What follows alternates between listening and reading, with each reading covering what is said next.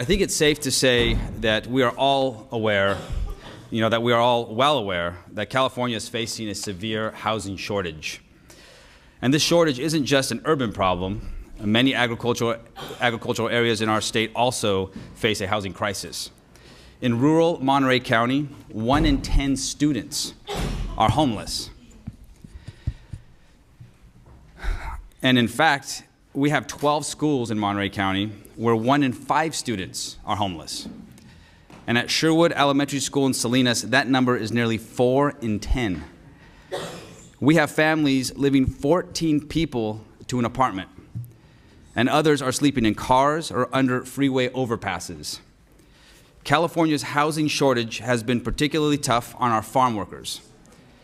Farm workers are the backbone of California's agricultural economy, and together with our family farmers, they work to bring the freshest produce to market and certainly do their part in helping feed the entire country.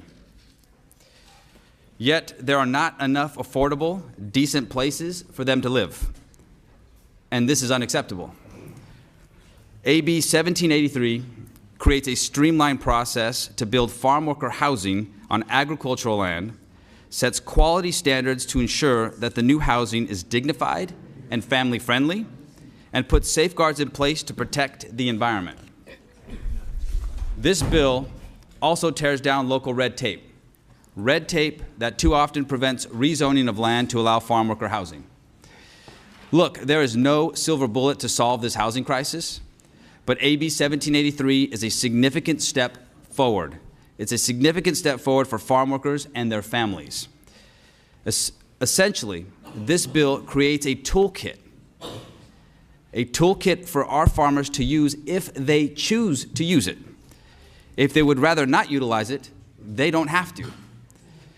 I've spoken to local farmers who have thanked me for introducing this bill because they would utilize this tool. They would utilize this option.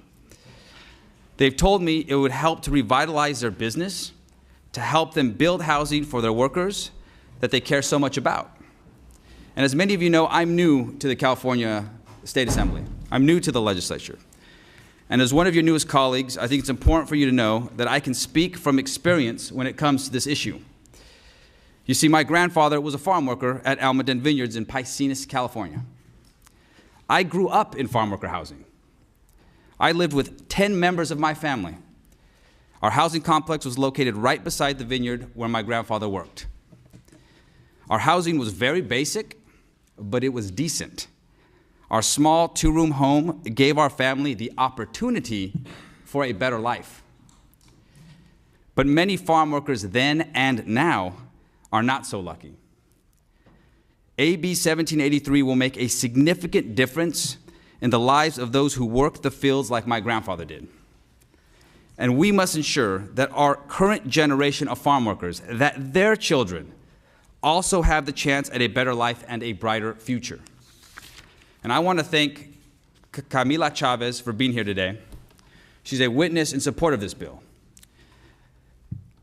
Camila is the executive director of the Dolores Huerta Foundation. She's also the niece of Cesar Chavez and the daughter of the great Dolores Huerta.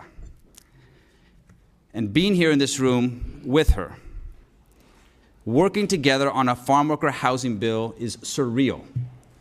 It's surreal because over 40 years ago, her mother, Dolores Huerta, traveled to Almaden Vineyards in San Benito County to help my grandfather, the man who raised my brother and I.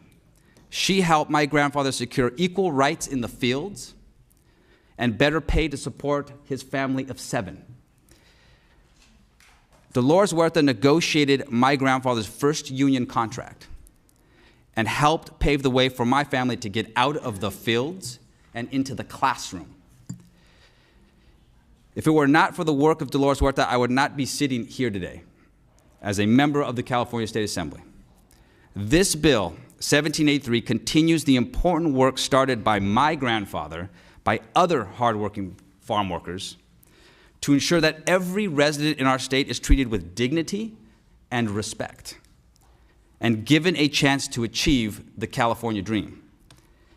I implore each one of you on this committee to rise above politics, to cast a vote that will begin to address the crisis that our farm workers are facing across this state. It's an option, but it is a tool, and we think that it'll go a long way to address needs from local farmers. Is there other discussion from the committee? Motion to move. There's a second. I want to thank the author for your leadership on this. This committee spends an awful lot of time thinking about how to expand housing opportunities in urban areas and suburban areas, but we do not spend enough time thinking of what we need to do in our rural communities, and specifically around farm worker housing. Before I got to know the author, since he is new here, I was asked to carry some of the provisions that were in this bill. And when I discovered not only the author's background and his personal commitment and his passion, I'm very, very happy that this bill is moving forward and really trying to incorporate a number of things that we're trying to do in this area, from creating more incentives to build the kind of housing that we need, to closing loopholes that had allowed the state to spend our limited housing resources on housing that farmers would have been otherwise required to provide, as well as ensuring some protections for farm workers who are tenants. And so because of that, I am recommending and hope that we can move this forward. I think it's important for this bill to really be the vehicle for this conversation.